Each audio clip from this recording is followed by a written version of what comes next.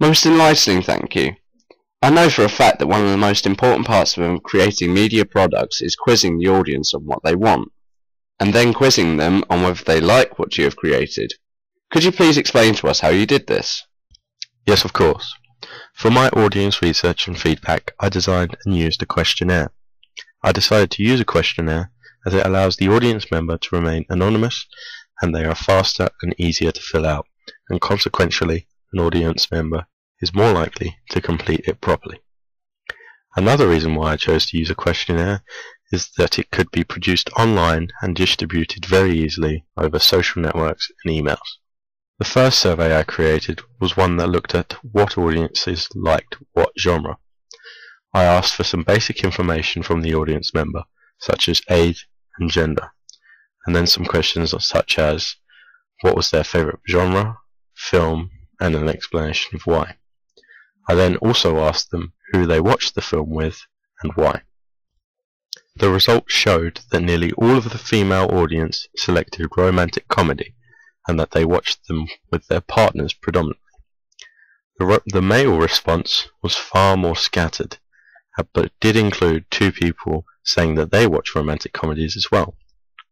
Based upon the majority of people liking rom-coms, we decided to make a trailer of that genre.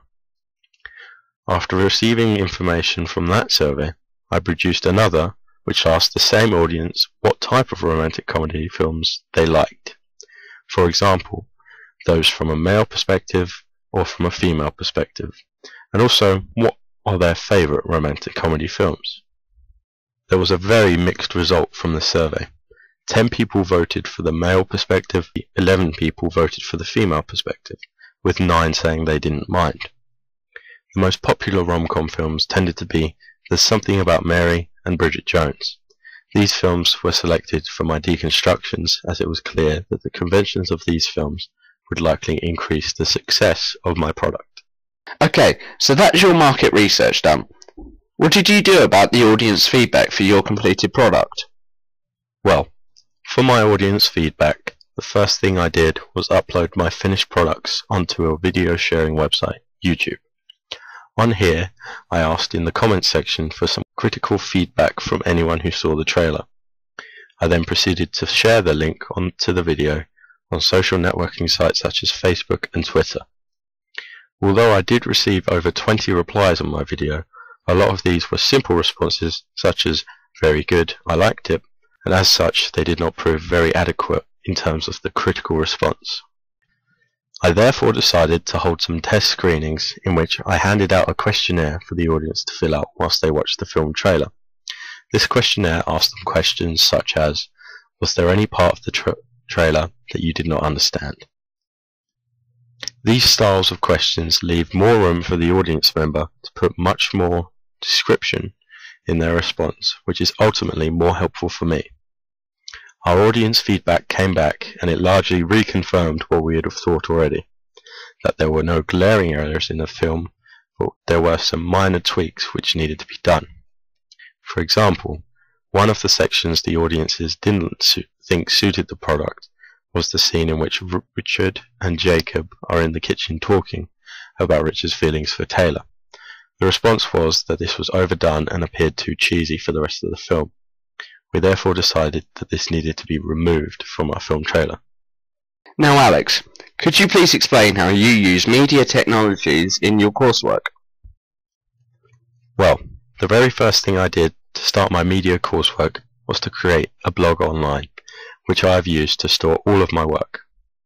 This has been a big help for me, as it had meant all of my work could be stored online in a single place, which was accessible from any computer with an internet connection.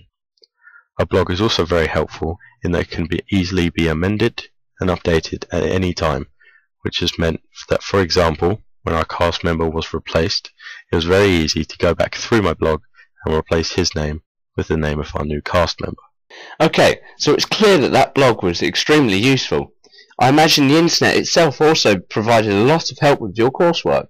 Yes, the internet did play a large part in the research sections of my coursework.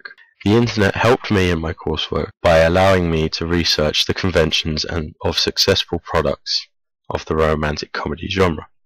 through the use of websites such as IMDb. It also allowed me to research the relative narrative and genre theories I have incorporated into my product. It has also helped me research professional film posters and magazine front covers, which I then deconstructed to help me create my ancillary texts.